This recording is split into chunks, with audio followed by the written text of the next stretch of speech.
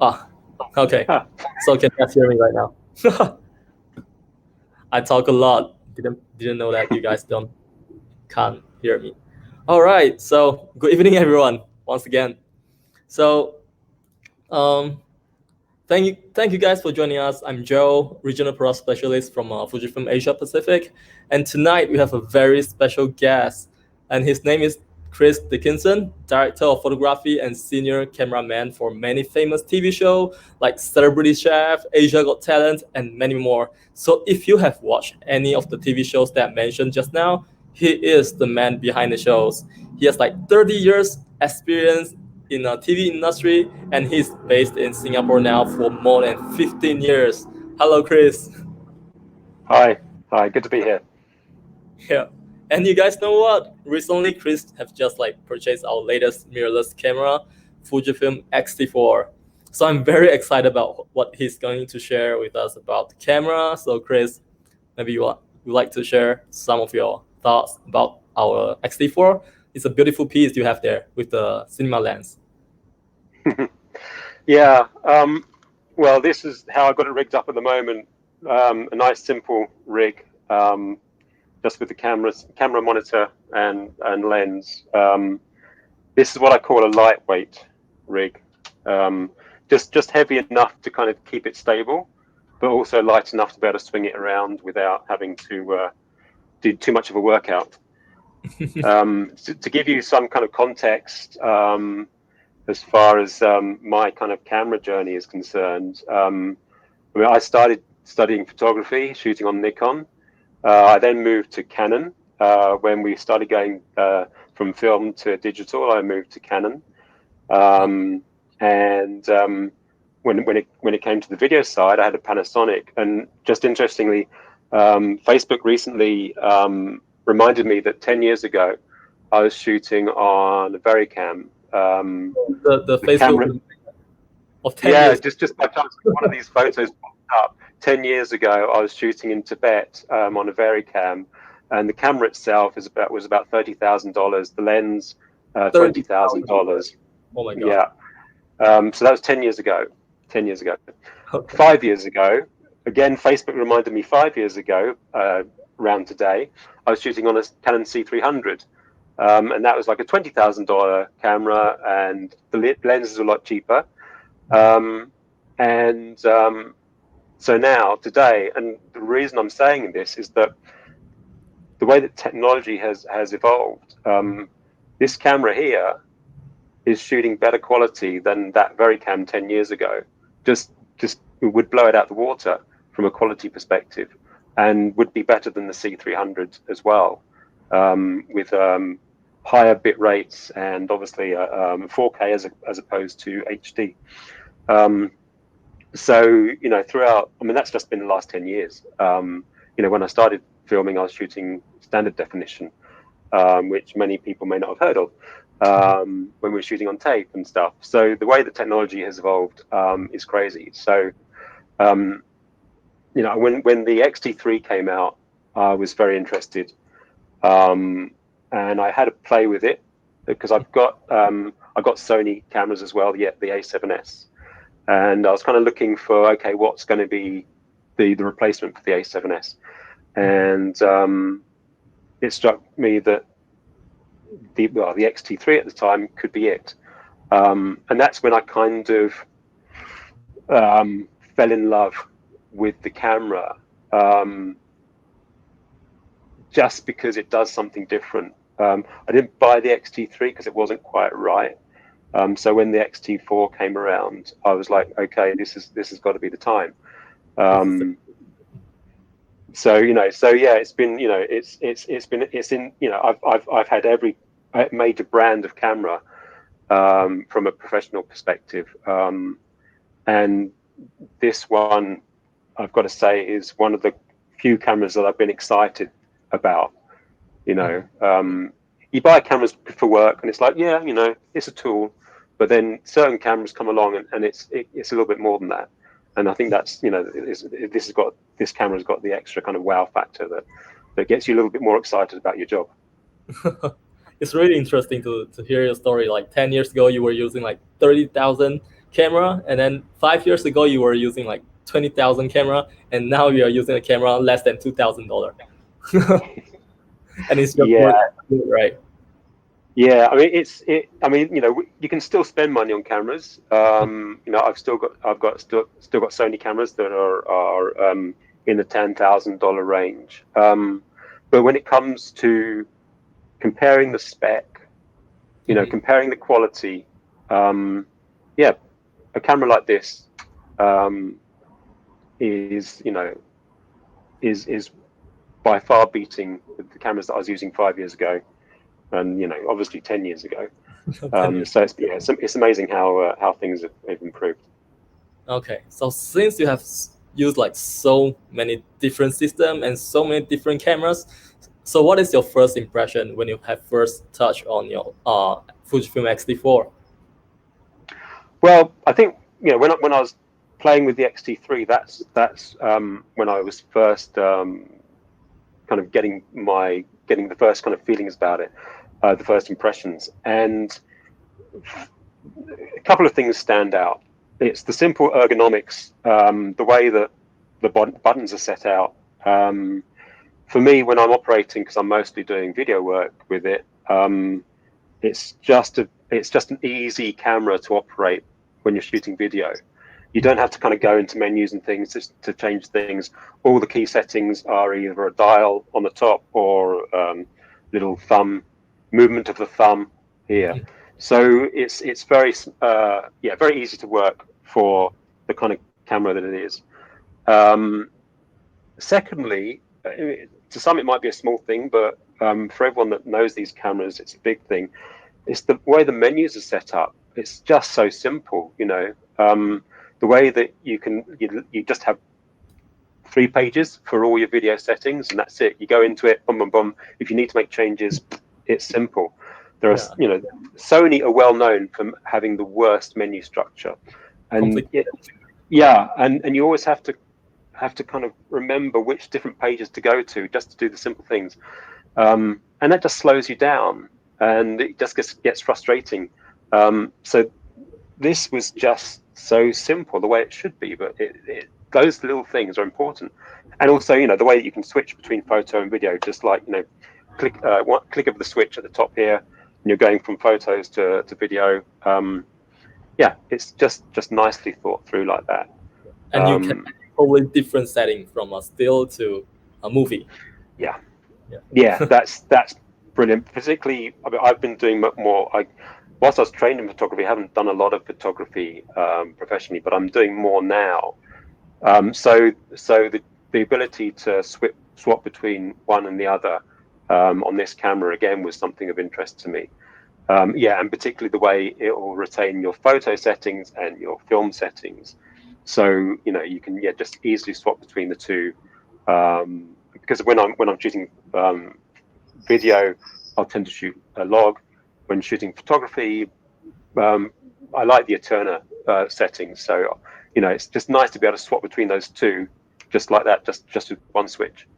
Yep, like from f-log to Eterna. Yep. And then what about our flip screen? Did you realize that we can do a selfie right now? I've tested it. But well, if you have a look at the way I've got it set up here, it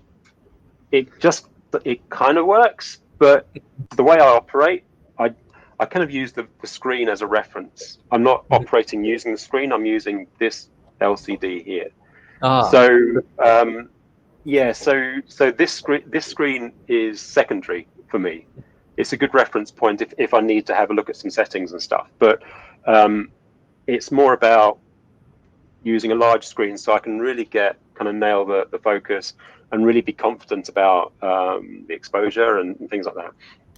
I believe you're definitely not using the flip screen if you are using an MCAS lens, but if you are using like the small lens like this, we can definitely do like shooting stuff like that. Well, I have tested it. I without the rig, I've tested it, and that was good. But obviously, once you start to kind of rig it up, and you've got all these little things, your HDMI lead sticking out the side, it ends up obscuring the screen anyway. So it's, you know, obviously the way I've set it up, it doesn't really work. But yeah, it's And this is the one without any rig. It's like the simplest, just a camera yeah, and like screen. Yeah.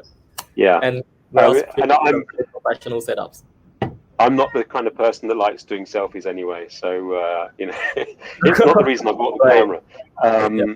But yeah, it is handy, and I think also, you know, if what sometimes happens is, you know, when you're setting up the camera, if you're setting up, in my situation, if you're doing like an interview, you put the camera on the tripod, you need to set up the key light and everything for the interviewee, and then, you know, you basically flip the screen around, so, and you sit in the place where the interviewee is going to sit, so you can then have an idea of what the lighting's like, you know. So Yeah. that's the way I would use this screen. It's just a simple reference to check Yeah, out it's the brilliant framing. way of using the flip screen. Yeah, yeah, yeah. So, but, you know, for me, it wasn't a selling point. You know, it's not something that for my use was Yeah, important. for you. Yeah, Yeah, of course. yeah. But I see it as a slight improvement to the way that the Xt3 screen was. I can't remember how the Xt3 screen was, but you know, I think this is, any kind of flip out screen like that is a little bit more of an improvement. Yeah. So move from Xt3 to Xt4. So other than like flip screen and like the other stuff, so what are the improvement from Xt3 to Xt4 that benefit you the most? Obviously, it's not the flip screen. No, well, I'd say, I mean, the usual things that come up are the 5-axis stabilizer.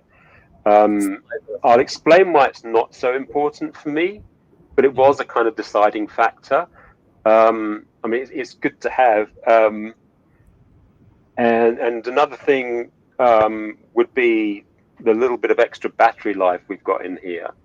I haven't tested it fully. I've only had it, you know, for a short while, and we've been locked down, so I haven't been able to play with it too much.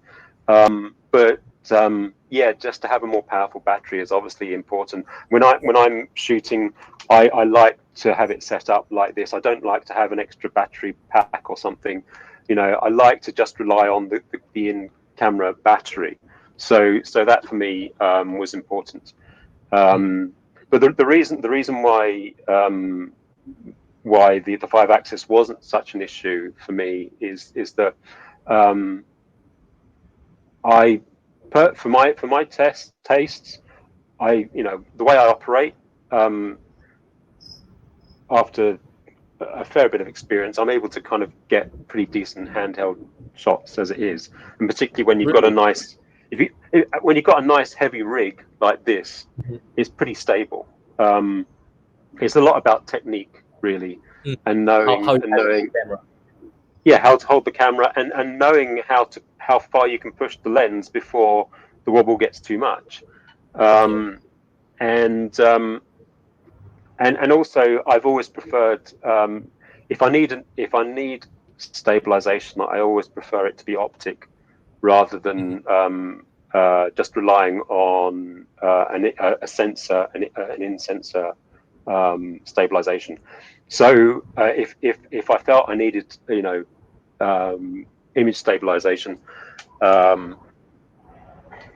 I'd use this lens or something like it, which is the 16 to 80.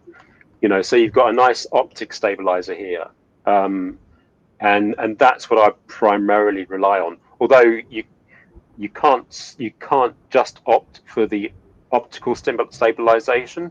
You basically have the 5 point stabilization or nothing. But a good lens with a good optical stabilization is what I much prefer. But I've tested this, and obviously this lens doesn't have stabilization in it. It's pretty decent handheld without the stabilization, but I tested it with the inbuilt stabilization as well, and it was lovely. So yeah, I'd say that it wasn't a major selling point to me. I just thought, yeah, that'd be nice.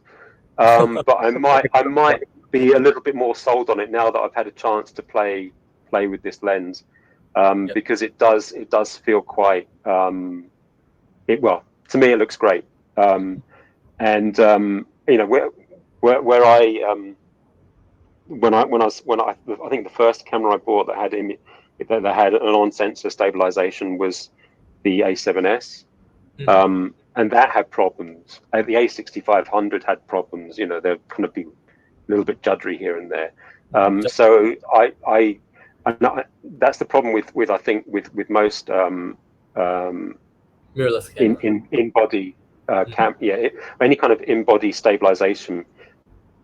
They're better built. They're better designed for photography rather than video. With video, I'm scared about what's happening because you end up panning the camera a lot, and that sensor is going to have to be doing a lot of adjustments to kind of keep with that kind of camera move.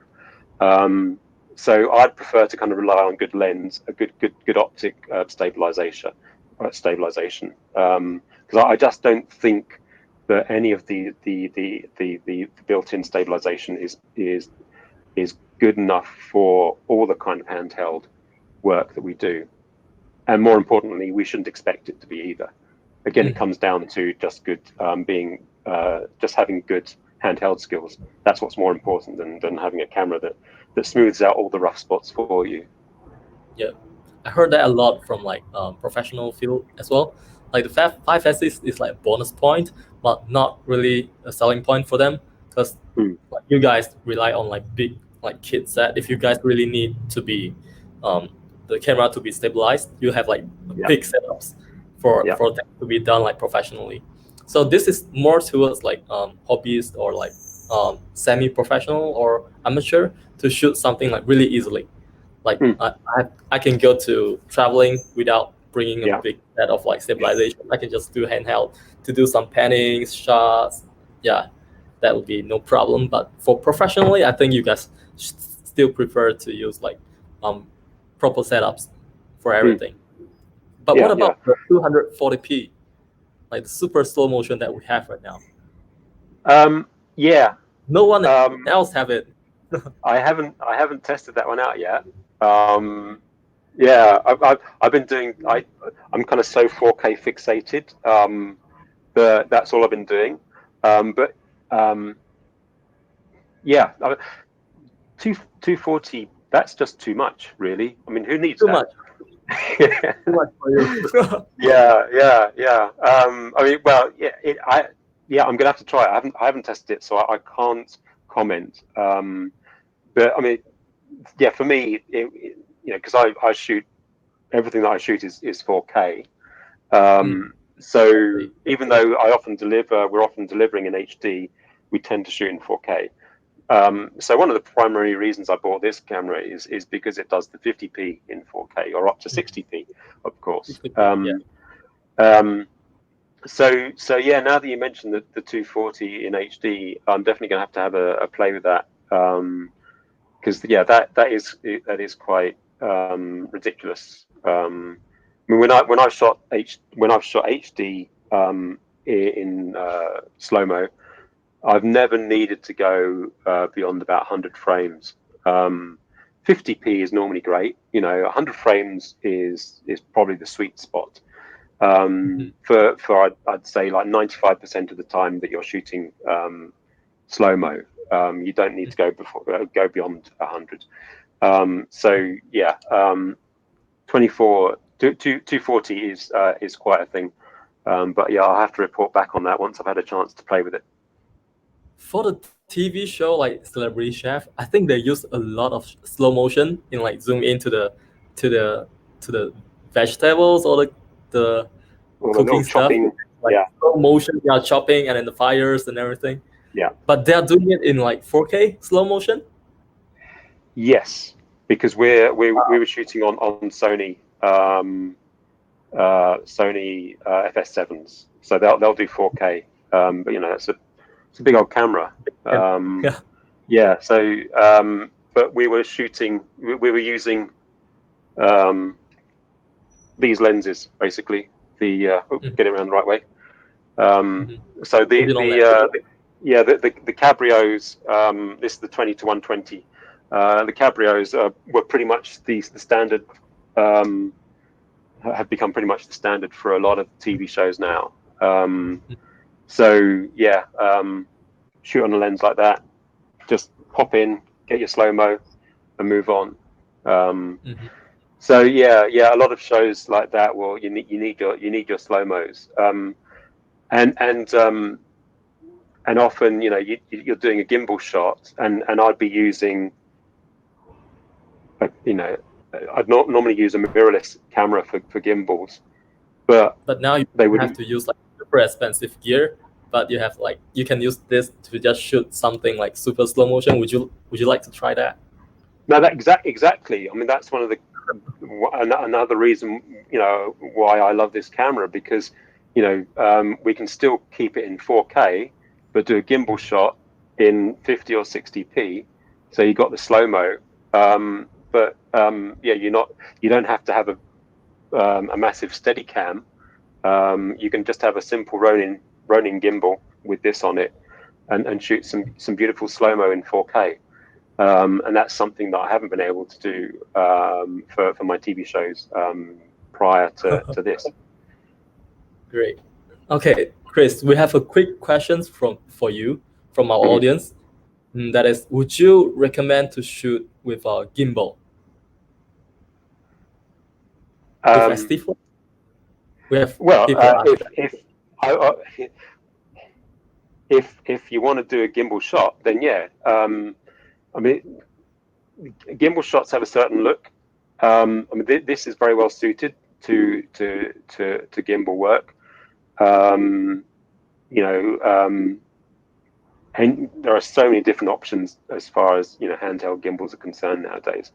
For me, I don't use the gimbal so much. I prefer a more kind of handheld look for a lot of the stuff that I do. The majority of the times, when I'm shooting TV shows, we will tend to shoot them 75, 80% or more handheld, and then we'll just get a few gimbal shots here and there. Gimbal shots tend very rarely the majority of what you do. They're just something on the side. But this, as I said, one of the reasons I bought this camera is that it's going to be great on a gimbal because you can get the 4K slow mo. But as I said, I prefer handheld, and having a setup like this, it's very good, just like this for handheld. With the inbuilt stabilization, that's all you need really, and it's still light enough to be able to hold it without getting too worn out.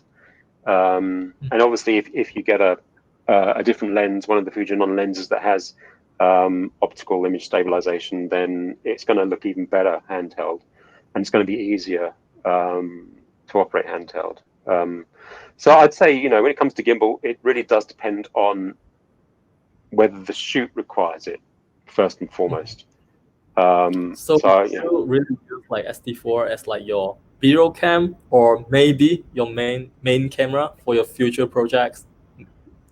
Your honest opinion. Will be, it will be the A cam or the B cam, depending on the project. I mean, the good thing about this, the codec is so much better than a lot that's out there. I'm kind of migrating from the A7S Mark II, and pretty much everyone knows the A7S. It's been a great camera, but it's pretty old now, and this codec is just so much better. When you can shoot 422 10-bit internally, that's just insane. And so exactly. Yeah, and so you're kind of approaching the specs of a broadcast A camera easily with this. So yeah, I'd be quite happy to use this as an A camera. And as long as you're in control, as long as you're working in the right conditions, you expose it right, and you get good post-production, it's going to look as good as you know, as a $10,000, $20,000 camera. You know, people won't know the difference. So yeah, I'll definitely be happy as long as it meets the broadcaster specs. I'd be happy for this to be, you know, the A camera. Okay, so speaking of the color, so actually Fujifilm is very well known of our JPEG, like our straight out of camera, video raw file and like JPEG file. So we are really advanced in our color reproduction technology. So what do you think about like our film simulation? For example, like classic Chrome, Eterna, and right now Xt4 have like Eterna bleach bypass. Well, before I played with the cameras, I thought, yeah, no, nice gimmick. You know, because you can do a lot in post production, you know, in Photoshop. So I did. Before playing with the cameras, I didn't see it as an issue, as something that really interested me.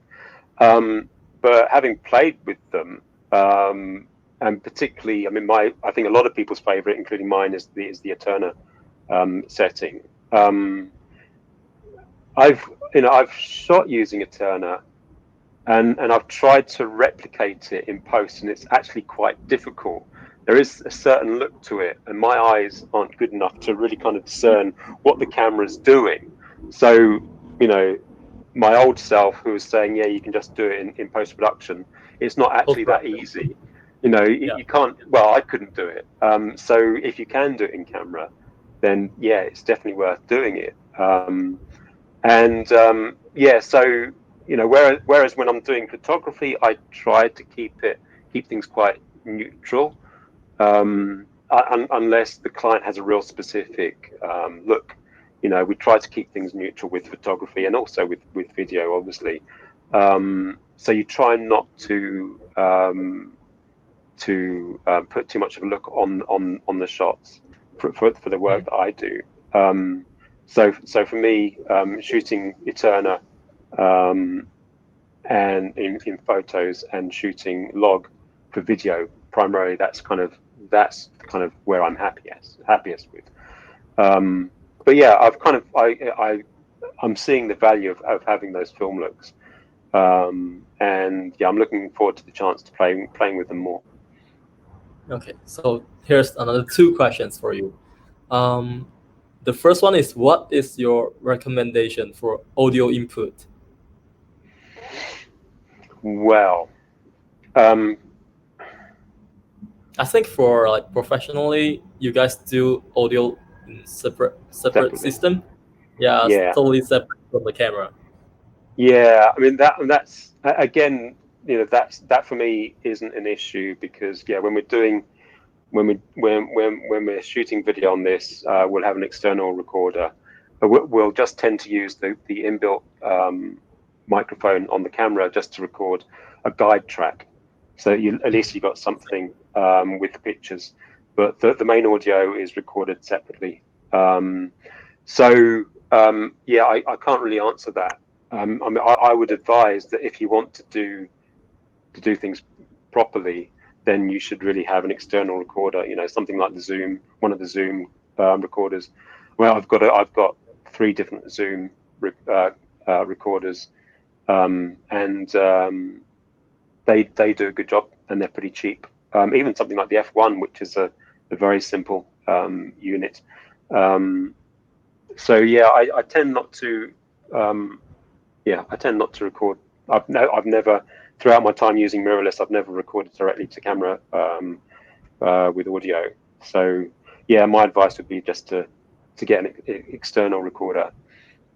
Okay, That's all I so can let say. me answer that for like from hobbyist point of view. So if you want to do it like things more casually, and you want to have like a better audio recording, you can definitely buy like those shotgun to like pinpoint to like direct to a direction Yeah, that you want audio from. Yeah, I and the rest is just I'd like say ears.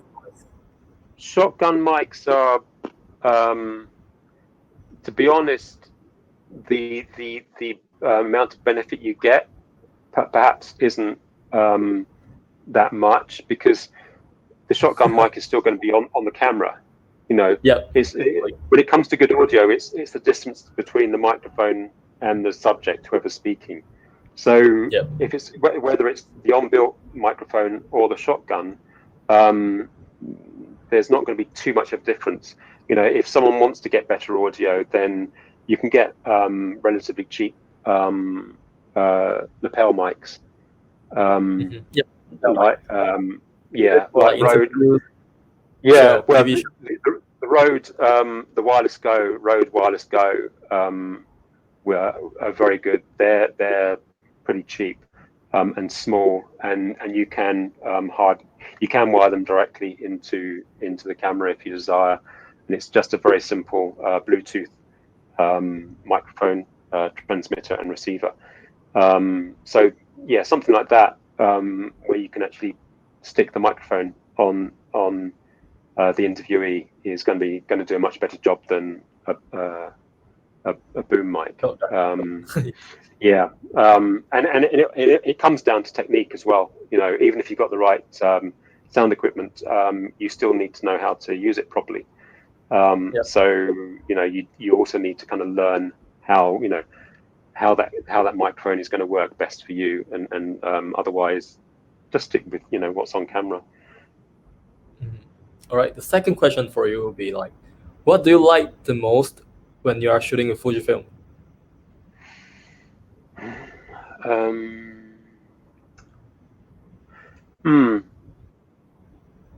Um, that's a good question. I guess it's about the ergonomics, um, and yeah, it's just a lot easier to operate the camera, and that comes down to the menu settings as well. It's not just about the physical buttons that you have on the camera. It's also about the menu settings. Everything is pretty much very easy to navigate through and change things when you need it to. Um, and when you're shooting, I think that's the priority. If you need to change a setting, you want to do it as quickly as you can. Um, so that, and also the other thing for me, I guess more important than that from a kind of a sales perspective is the data rate, the image quality, 422, Of course. 10-bit, up to 400 Mbps. Those things are very important, and so yeah, the image quality was probably the key thing that got me to buy it. Of course. So, of course, the image quality is like the most important part if you're gonna choose the camera. All right. So the Well, it's next one, but not necessarily. You see, not um, necessarily. no, because often it's down to and often it's down to what the clients want. Yeah. Um, The you know, and clients can be swayed by brands. You know, I was a C300 owner because that's what was popular. But then when Sony brought out the FS7, all the clients wanted the FS7. they want to So see the camera. they, they just wanted something new. So it's not always about the quality; it's about what's new. Yeah. And so from my perspective, when I buy this, it's not that clients are asking for it. The clients that no one's asking for anything at the moment, obviously. But it's not that clients are that savvy about the Fujifilm cameras, because in their minds it's just Sony, and sometimes Canon. But Right. this is a chance to show them that there's an alternative. And when it comes to what's important, the grading um, of these cameras, A, it's a lot easier, but B, they will match the other cameras anyway. So you can get the same kind of look that you'll get from a Sony or Canon camera. But in my experience, it's just easier grading these cameras compared to the others. So yeah, clients can be we buy equipment what equipment we invest in is very much dictated by what clients want, and that isn't always about quality. That's just down to brands, you know. But this time I bought because I wanted what I felt was the best, rather than what clients are asking for. Yeah. For the So moment. there's another question for both of us. So the question is, will you look forward to Fujifilm launching an external XLR input adapter for the Xt4? XLR input. Oh my god. Well, for me, that's not. I mean, Sony have one. They have something for the A7S. I never bought that. For me, it's not important. I wouldn't want to. Well, it depends on how it's designed, but this camera isn't designed to bolt lots of things on it. You know, how would you attach an XLR adapter? It would have to be attached to a cage or something like this. My concern is if you add anything else on, unless it's kind of attached to the hot shoe, it's going to be a break point. It's going to make things fragile, and I wouldn't want that. And I'm opposed to attaching things to the hot shoe anyway, because unless it's a flash, I'd be concerned about the extra strain that equipment would put on the camera. So yeah, for me, an XLR. Sorry. We wouldn't use like flashlight in videography anyway. No, but it's the only mounting point that you have on the camera. So so if you were to have some kind of XLR adapter, I imagine that's where it would go. And for me, that would be a little bit of concern, because it's a bit of extra bulk, and it to me, yeah, it's not necessary. It's not important. I'm quite happy, employing a sound operator to record sound for me. But even for people working on a tighter budget, I don't think an XLR adapter is the way forward. If you're having to deal with equipment that has XLR outputs and stuff, then you've got to have an external recorder. Otherwise, just plug in a very simple wireless go, Rode wireless go into this camera, and that's fine. But I wouldn't want to kind of bulk it up too much with accessories. Yep. So thank you for sharing your experience with us. But actually, I have a question aside from the camera that I would like to ask you. There's like a lot of filmmakers said that they are videographer, and some say that they are cinematographer. But both of them are like taking videos. So what is the difference between like videography and like cinematography? Does it matter if our equipment, like mine is like small equipment, so what I'm shooting is like videography, and yours is like a big setups, so yours is like cinematography? So how to define this? So what you're saying, that is it size that counts or something?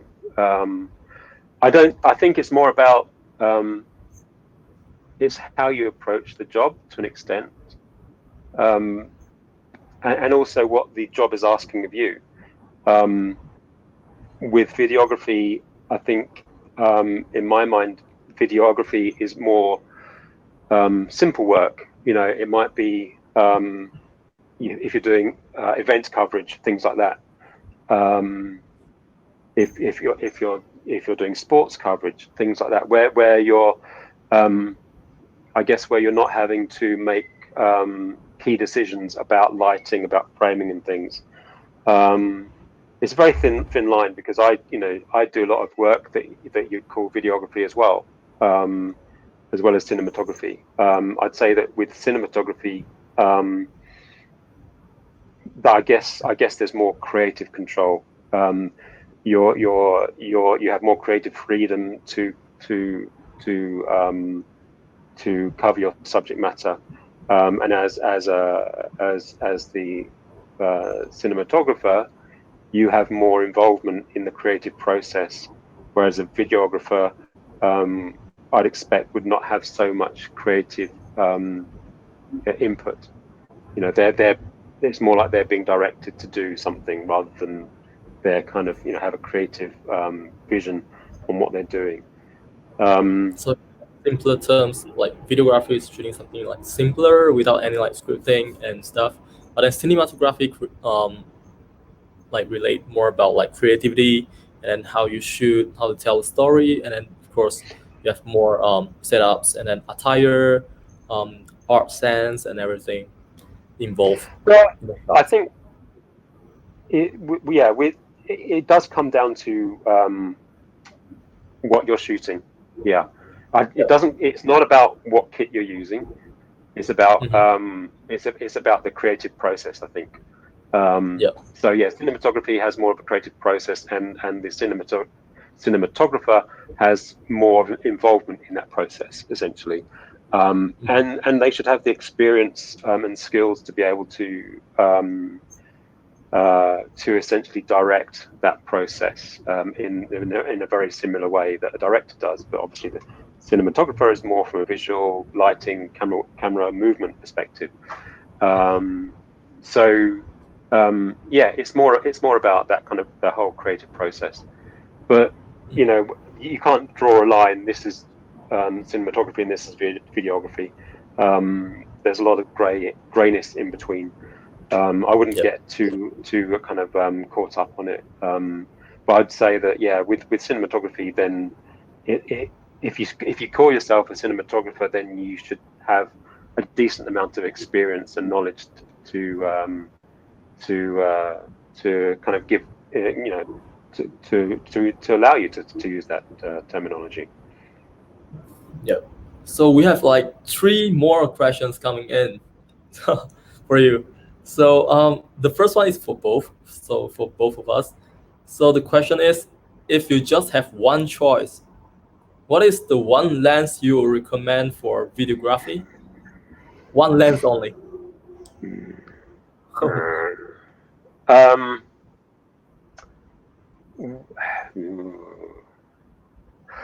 I guess. Well, I would say it's going to be this lens here, the 16 to 80, from a kind of 80. budget perspective, 16 to 80. Yeah, and it's what I got with the Xt4, and it's got it's got a decent range. It's wide enough, and it's got zooms in a decent amount, and it's got an optical image stabilization. It's only f4, Mhm, but a lot of times when you're shooting video, that's all you need. Um, mhm. and yeah, so for me, that's a good one. But if you wanted to kind of go up one level, then it would have to be the 18 to 55, um, which is it's a beautiful cinematography lens. Um, Mhm. so yeah, I'd say the 16 to is it the 16? 16? Yeah, 16 to 80. That would be my first choice, and that's why I got it. Mhm. It's just that kind of range is just a good all round lens, basically. Okay. So for more casual shooter, from my experience, I don't want to only choose one lens, please. Can I have two choices? If there's two The choices, question is just one. yeah, If I can only choose one, then you can only choose one. yeah. If it's just only one, I'd like to choose the 23 mm f1.4 of a Fujifilm lenses, which is equivalent to 35 mm. That is like the standard like movie format, like 35 mm, the widest lens without any distortion, and it's like lovely millimeters. Everything looks just very natural and stuff. But if I have the second option, I would choose the 56 1.2 to get like the depth of Yeah, field, yeah. I think the with the 23 mm, which is equivalent to 35 mm, and then the other one is a 56, equivalent to like somewhere 84 mm. yeah, So these two lamps will be my first choice if I'm going to yeah. shoot I mean, something like if I was cinematography.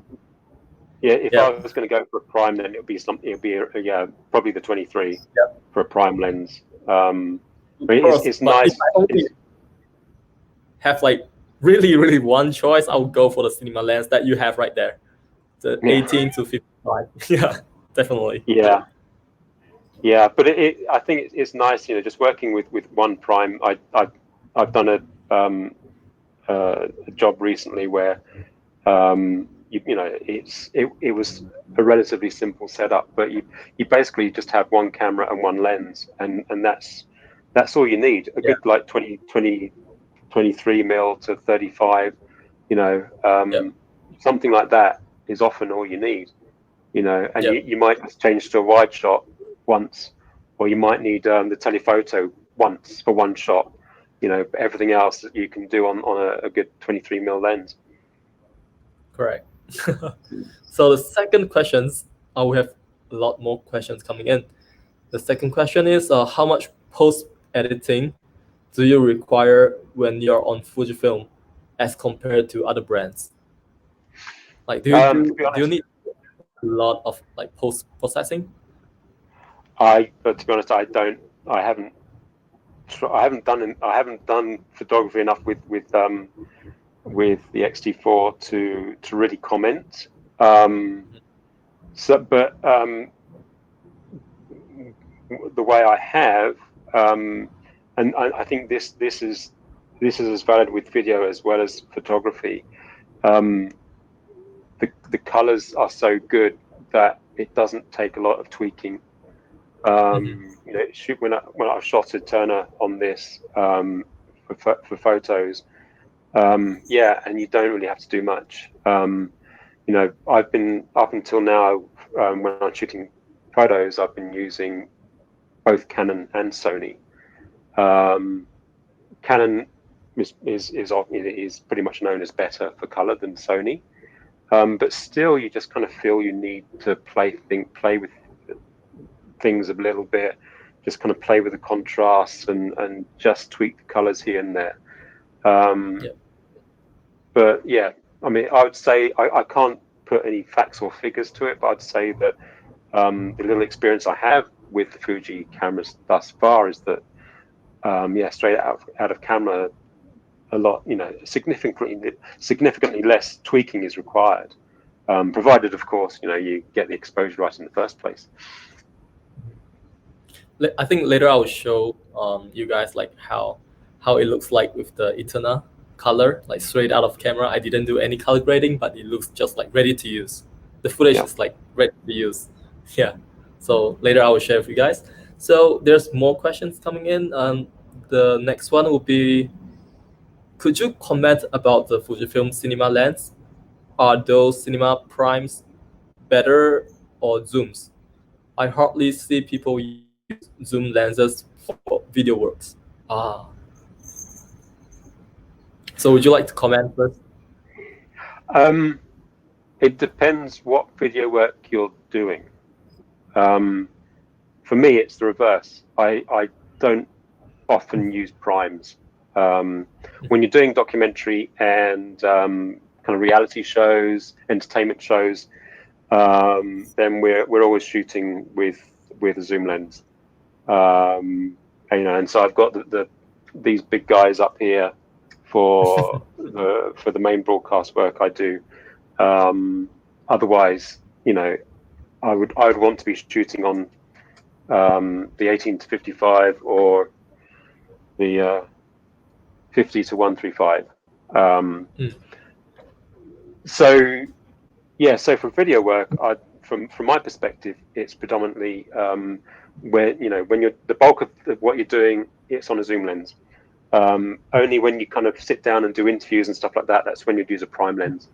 Um, but it's just the practicality of a zoom lens when you're shooting documentary and reality. Anything where you don't have total control over what's going on, you need to be able to reposition, reframe, get different angles as quickly as you can. You need to react to the situation as quickly as you can. You can't do that with a prime lens. You have to use a zoom lens. Um, mhm. so yeah, so I mean, you can use the stills lenses to an extent, but it's a lot harder because they're not parfocal. So a good cine lens, for proper broadcast work, a good cine lens is what you need to ensure that you can maintain your focus, maintain your exposure throughout the zoom range, and get the shots as quickly as possible. I know that there's one show, Parts Unknown. The last season of that was shot with prime lenses, and they had 3 cameras with prime lenses. That's very unusual because it's kind of quite a kind of documentary reality type of feel to it. But if you've got enough cameras, then you can shoot on prime lenses. But if you're doing single camera, you have to have a zoom lens, basically. This, if you're shooting with the Xt4, then the 18 to 55 is probably the best zoom lens to go for. Okay, let me share just a little bit about like the test that Fujifilm had done before. So a lot of people are very skeptical about using like zoom lenses for like short films or like bigger projects. They prefer to use like Zeiss, like prime with a big, like super big aperture. But the thing is, after they did some blind tests for those like DOP, director of photography, or some director, so the feedback is actually that the zoom lens perform better, and they can't really tell like the differences between like the prime lens, the depth of field, compared to like maybe f2 or f2.8. It's really not like that much of a big differences. And then the other thing is the color reproductions. So Fuji non-lens, all of the line, that the color is very close. So even if you're switching lenses, the color code is still very close to each other. So you can't see like obvious changes. But for the other brands, I don't want to mention who, but the color is like so far away. Like this lens is more towards like green, the other lens is more towards like magenta. So if they put back all the footage together, shot by different lenses, the editor might have a very hard time to synchronize everything together and to have the same look, to have the same color. So that is from our test that we had done before for cinema lenses. So I hope this answered your questions. And of course, like zoom lens and prime lens, maybe last time people really use only prime lens to do like high budget shootings and short films, but nowadays technology have evolved so much that we actually you can use zoom lenses, or you can still stick to your primes, but the quality is just as good or even better. Absolutely. Okay, so back to our session. So MKX lens for cinematography.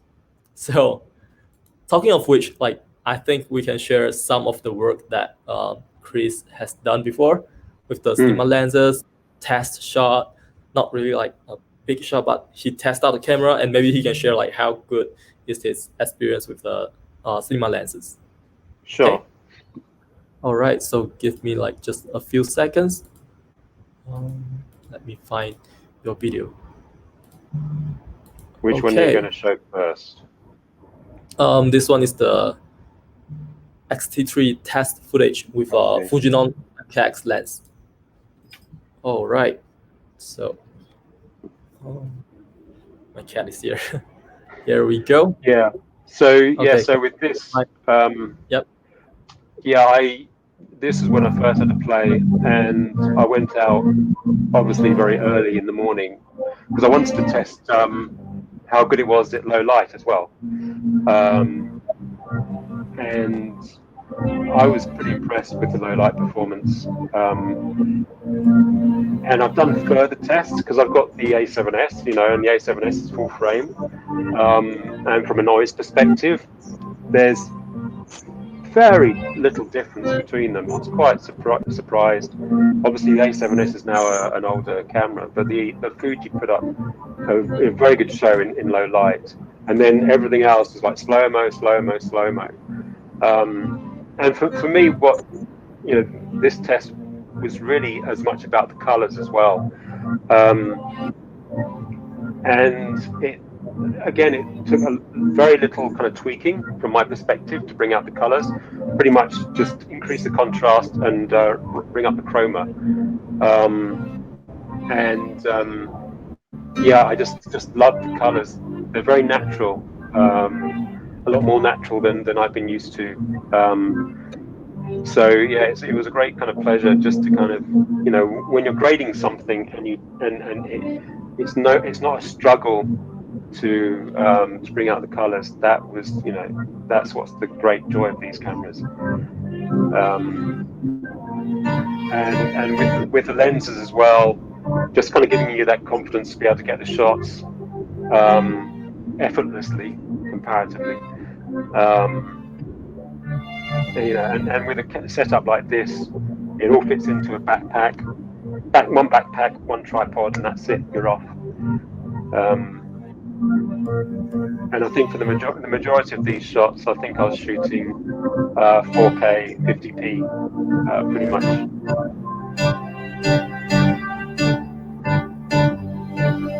And another thing with the lenses, because they're extremely good quality, you don't get the chromatic aberration that you might get from a cheaper lens.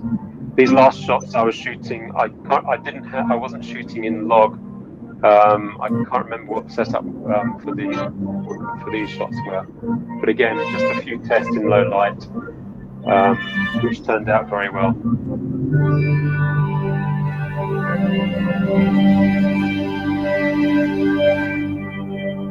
All right. Yeah, so yeah, it was as much about testing the camera as the lenses. You know, as I've got Cabrio lenses as well, I was pretty familiar with the Fujinon lenses, um, Mhm.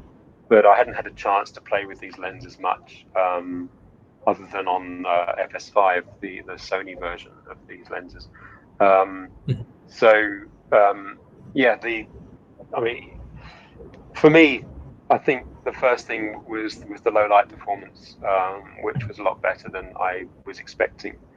Um, I mean, and so that was another thing that gave me the confidence with this camera.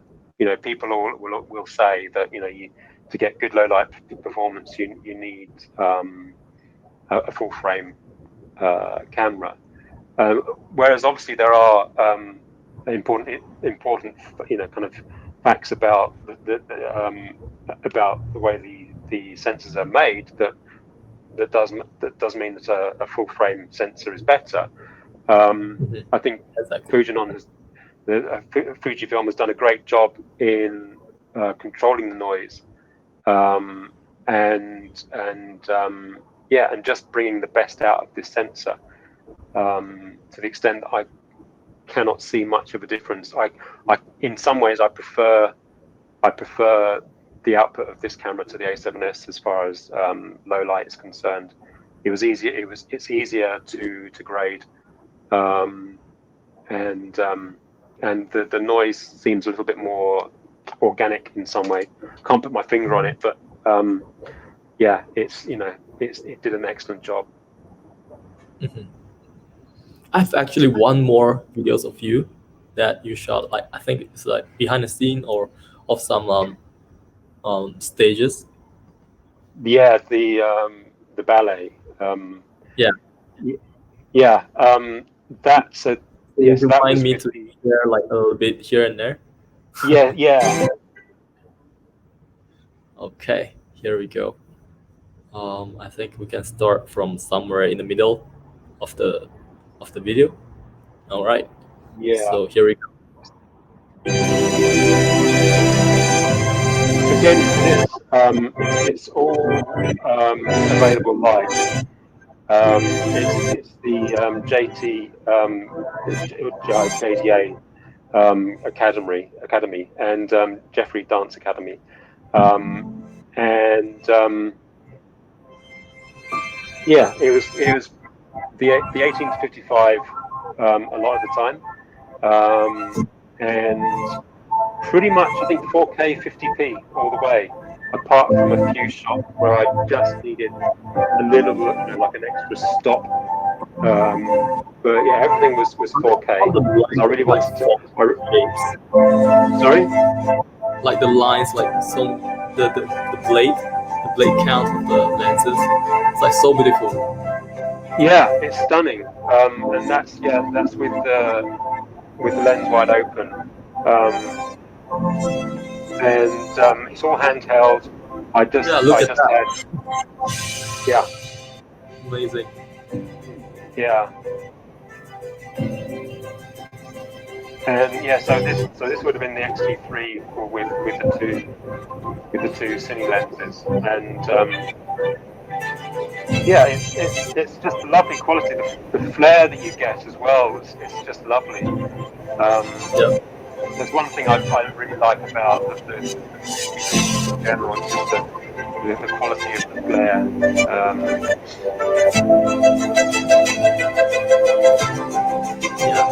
I think and being for it, those of you, this is like very long video.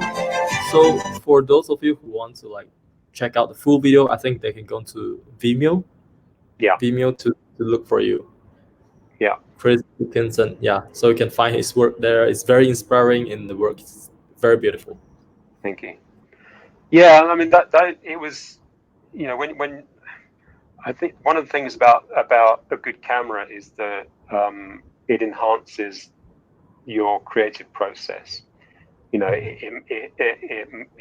allows you to enjoy what you're doing, um, and and it's difficult finding cameras that will do that all the time.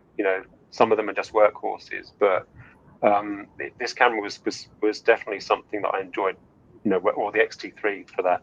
It was something that I really enjoyed working with, and it's something and so that just gets you more excited about what you're doing, and that end lens that then leads to a better end product. When you're excited about the equipment and when you're enjoying what you're seeing coming from the camera, you're going to do a better job. Um, so yeah, and it was a simple shoot, just a couple of hours behind the scenes, but just so many beautiful shots, and yeah, just everything was like 4K at 50p. It's just ridiculous that the camera can produce something like that. And I was shooting in H.264 as well, so I wasn't shooting in 265, because at that time I didn't think my Mac could cope with the Handle codec. it. Yeah, so I wasn't Okay. shooting the best quality. Uh-huh. So so that's 4208 bit, I think. But it looks beautiful. It's stunning. So yeah, so I've only just started shooting some 422 10-bit and 420 10-bit as well. Oh. So yeah, so I'm very excited to see how this all turns out. Yeah, I've just like try out the 420 4K in 60p, and I slow it down to like 50%, and it still have 30p to play around with. So I Yeah, like to share like some footages that I shot with cool. like the gimbal shots and everything. So I Oh, hope you guys are inspired by it. Give me a moment. Um, Here we go. This is shot together with a gimbal. So together with the our Fujifilm camera with eternal film simulation. So everything is mm, raw. I didn't edit the right. color or nothing. This is just like raw straight off camera. So here we go. Okay. So this is me like doing the gimbal shots, and this is the footage that we have here. So Mhm. this is using a Eterna, and during a cloudy day. So this is the footage that we get, and this is more like a sunny day, and doing like a 180 degree spinning shots. Mhm. So this is the behind the scene, like how I did it, and then here we go. The actual footage looks like this. So I slow it down to like 50%. So every second I still have like 30 frame per second to play around with. So this is how good the Yeah. 4K 60 is. Yeah. And what lens were you shooting with? I was using two lenses. One is a 16 mm f 2.8. The other one is a 35 f2. the super cheap lens, $200 Wow. lens. Wow. Yeah, just two lenses. And then this is the Eterna. The dynamic range is so good that I actually don't have to shoot in f-log anymore. Like the sky color, like Yeah. you can see, yeah, the dynamic range and the shadow, so much detail and everything is just like perfect. Yeah, it's perfect for me, right? So this is the my experience with the ST3, ST4. Okay, I mean, so one thing that I haven't done, what I haven't had a chance to test much, is the autofocus. Obviously, with these lenses are manual. I mean, one reason I got the 16 to 80 was that it's a, you know, it's decent for autofocus as well. I mean, for when I'm doing professional, mhm, the kind of shows that I do professionally, um, yep, we don't do much. We pretty much everything is manual everything. mhm, Apart from when you put the camera on the gimbal and then you yep, need a little bit more control, or you need to release a little bit of control, yep, and then you might rely on the camera to do some auto focus. But yep, again, that was one reason why one sorry, yep, there's one again, the reason why I went with I thought the Xt4 would be a good option is that in my test the autofocus has been pretty good as far as yep, tracking subjects is concerned. yep. And I heard you just got your camera around like early of May, but it's It was still in. a couple of weeks ago. Yeah, yeah, Yeah, too bad you can't go out and shoot and test out more of the camera. Yeah, no, I'm no, looking forward to like just like play around with the camera and test out like stuff like Mitana, the stabilizations and everything. I believe you'll be yeah, very excited too. yeah. I mean, I've only gone out with it a couple of times. We've only been allowed professionally to by the government. We've only just been allowed to kind of step out of the house to do our work from this Tuesday. So literally, it's just been the last couple of days that we've been able to go back to work, as it were. Um, so yeah, I've still got a long way to go as far as playing with the camera is concerned, but it's a joy so far. I just need to. Yeah, I just want to play more with the autofocus, the auto abilities of it, and play with the Eterna as well, and take some photos. I haven't taken any photos with it yet, so that'll be my next thing. Yep. So, Chris, from 1 to 10, how would you rate XT4 from your experience to now? Um, I would say I'd give it a solid. It's either an 8 or a 9. I never give anything a 10. Um, Yeah, because there's always room for improvement. You need to be a little bit modest. yeah, definitely. Um, I yeah, I mean, it's for the price point and for what it offers. I was looking at a number of different options as far as one of my key things was to get a new gimbal camera. So I needed something that did better from the gimbal. So that's one reason I bought this. But I also bought it because I'm doing more photography as well. So for a camera that just does everything well, it's well, from my perspective, you can't beat it. As I said, I've gone through most cameras, and my previous cameras, I've been shooting on Canon, um, Mhm. and I'm not the kind of person that once I'm committed to a brand, it's very difficult for me to move away. So yeah, it's quite unusual for me to kind of to go with this camera, but it was just offering something. But the whole package, the whole package is something I couldn't get with another camera. So yeah, I'd say a very solid 9, very solid 9. Solid 9. Wow, that's a Mm. very high rate. Okay, so I've got these questions like a lot of people ask me, like, do you think it's camera for beginner, for hobbyist, for amateur, or for professional?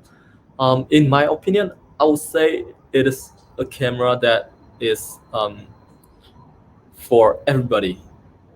The price is so affordable. It's only 1699 USD, and then you can just, like I said, you can just buy this 35mm f2 lenses. It's only $200, $200 USD, and then maybe you have a kit lens, and then with a 35mm f2, I think you can do a lot of magic with the camera. The whole investment is less than, I believe, less than 2.5. It's so affordable that anyone can buy it and anyone can experience like how good is a Fujifilm camera, how good is eternal color, and then the 5S's, and then with a gimbal you can create really something cinematically, like easily. You don't have to purchase like a huge or expensive setups to create something like out of ordinary. No, Yeah. you just need to invest a little money, less than 2.5, and you can create something just like what I did. And obviously, you guys out there are much more creative than me and then much more talented than me. You can create something so much more amazing than what I had just now. Yeah, I think yeah, I would agree that it can suit anyone. I'd say, I mean, you know, with some people, amateurs that are just starting out, it might come across as a little bit much to kind of get your head around. But I think what it's got going for it is it has a very manual setup. I think for a lot of people, you know, you get scared when you're having to go through all the different menu settings, and the more confusing it is, the more confusing the menu is, the harder it is for amateurs to kind of to get into. But with this camera, the menu settings and the just the physical, the ergonomics of it, it does make it very easy for an amateur to quickly get to grips with. And yeah, I'd say, yeah, particularly from a professional perspective, it's got great potential because of the inbuilt codec. I mean, a lot of people are, you know, are shooting with mirrorless but recording externally, but I don't see much or any value in that with this camera because the internal codec is so good.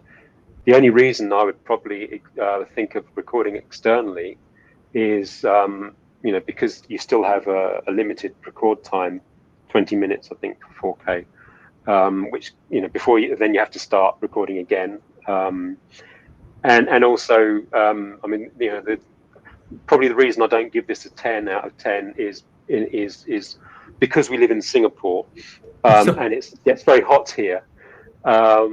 And I haven't tested the camera enough as far as overheating is concerned, but I had got my hands on one of the test Xt4s a couple of months ago, and I was able to take that out, and it had some overheating problems. But putting that into context, you know, every camera has overheating problems. The A7S has the same problems as well. So it's not like it's a problem specific to the Xt4. It's just the nature of the camera. You know, you're putting so much into such a small body that you've got to accept it's going to have everything.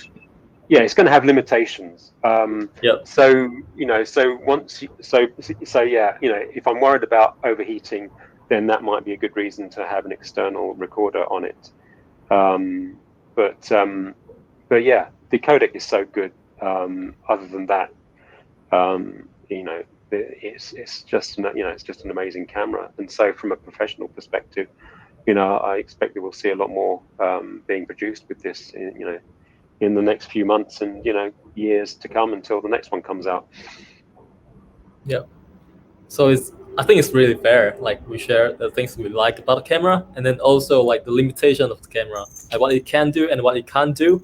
All right.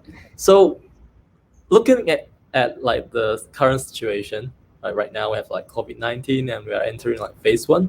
So what are the things that you suggest people out there who's really interested in like photography, videography? For me, I think this is like the best timing for them to learn something online or to sharpen their skill. What do you think? Yeah, I mean, it's obviously, we have limitations as far as travel is concerned. So yeah, learning online is good. One good resource is the Shane Hurlbut Academy, and he's a Hollywood cinematographer, and he's got a lot of stuff online. Some of it you have to pay for, if you sign up and stuff. But Oh, you have to pay for it. some of it, yeah. But around this time he's been quite generous, and he's released some of his lessons for free.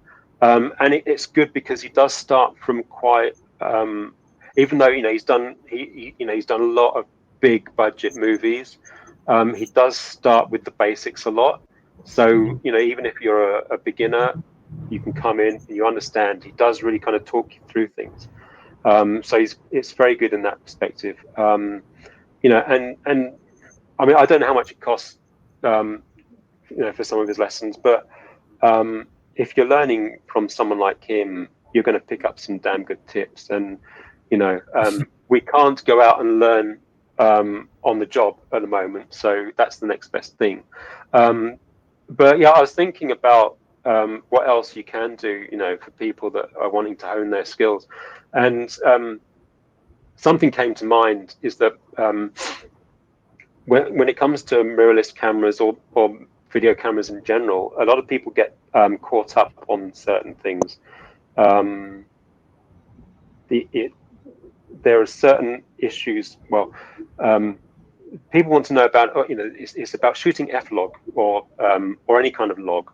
People have problems about understanding how to expose for log, and Right. And how to shoot manually with the camera.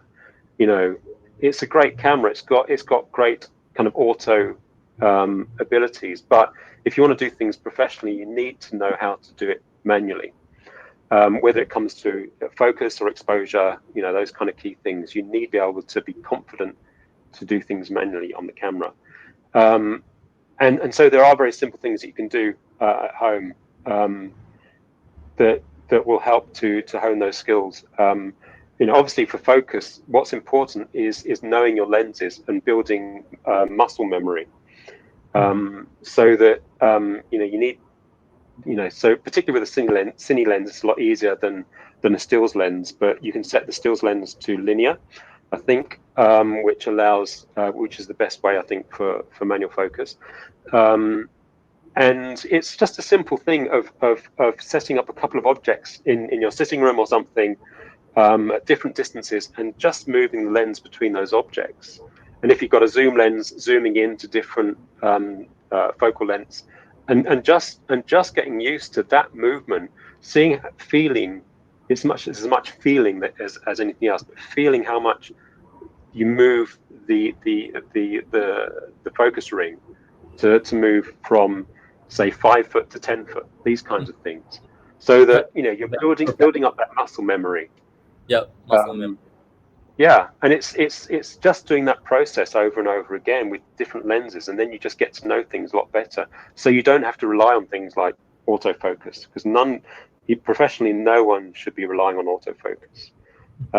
Similarly with exposure, particularly with things like f-log, or a lot of I'm a member of a number of forums, and people always kind of flag concerns about exposing log properly, and also ensuring that cameras have whether they've got waveform monitor, histogram, or zebra. These cameras got histogram and zebra, but you've got to learn how to do it without all of that. Without those guidelines. Yeah. When in the good old days, when I started, the cameras that we had, they had a viewfinder that had just a black and white image, and basically we would have peaking, so you can use peaking for focus, zebra, and that was it, pretty much. For focus you'd have peaking, and for exposure you'd have zebra, and you'd have a black and white image that you're using, that you're viewing. And so once you got confident with it, you wouldn't even use, you'd always use the peaking, which is handy, but you'd turn the zebra off, because you got to know, you got to understand how the camera. Yeah. And that comes with experience, but this is a good time to just play around with things, particularly with skin tones. Just point the camera, just speak nicely to a member of the family, so they'll sit still for you for a while, and just look at the camera and overexpose by a half a stop, and then underexpose, and just see what that's doing to the skin tone in particular. Because when you're shooting people in particular, you can more or less forgive everything else, so long as your subject is properly exposed. So yeah, and the more you kind of do that, the more you see how things change, particularly with the highlights. When you're shooting in log in particular, when you're kind of above about 80% exposure, the highlights start to get compressed. And with skin tones, you want to expose around 60% is the norm for f-log. But yeah, it's just a simple practice, of just pointing the camera at a subject and overexposing, underexposing, and then just finding what the sweet spot is. And the more you do that, the better you'll be. The less you'll rely on the camera's histogram and other settings. You'll just use them as a quick reference until you have the right eye to just like you just look at the screen and you know that it's right. Yeah. I mean, ideally that's what you got to do. You can't start looking at all these different little things on the screen. You don't have time often. Yeah, particularly when if you're shooting the shows that I do, documentary and entertainment reality shows, where things are just happening like that and things are changing. You're not in control, so you're constantly having to react, and so you just need to be able to keep your eye on the subject and just make sure they're properly focused and properly exposed. So yeah, very simple exercises, and also just getting better with handheld as well. Again, lots of people talk about the 5-axis stabilization, but it's more about technique than anything else. How to actually.